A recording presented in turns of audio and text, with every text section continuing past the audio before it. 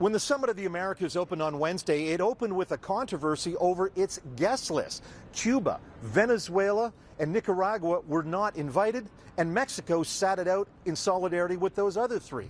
There had been concerns that without Mexico, the summit host, U.S. President Joe Biden, would have trouble getting what he wanted in Los Angeles, a deal on irregular migration.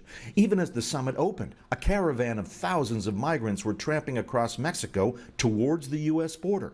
But by week's end, Biden got what he wanted. The leaders on this stage are joining together to make what, and it's an overused phrase in international relations and public life, to make a historic commitment, because it is a historic commitment we're about to make. Canada signed on to the Los Angeles Declaration on Migration and Protection, promising to take in more refugees from the Americas and fund some border management projects in Central America and the Caribbean. There are no easy answers on this. This is a deep, complex problem that, quite frankly, adds itself to a range of problems around the world. Trudeau says the declaration is important because 20 countries signed on to it. What was really important about the work done this week and leading up to this week was the opening of a conversation with hemispheric partners. Trudeau also argued that a multilateral approach, including face-to-face conversations between leaders at international summits, is vital to helping solve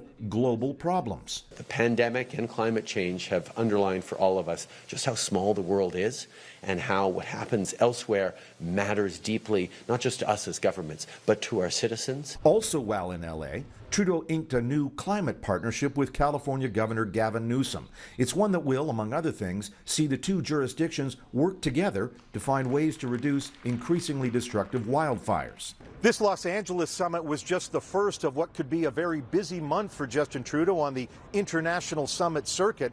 By the end of the month, Commonwealth leaders meet in Rwanda, G7 leaders meet in Germany, and NATO leaders have a key meeting in Spain. And the Canadian Prime Minister is expected to be at all of those meetings. David Akin, Global News, Los Angeles.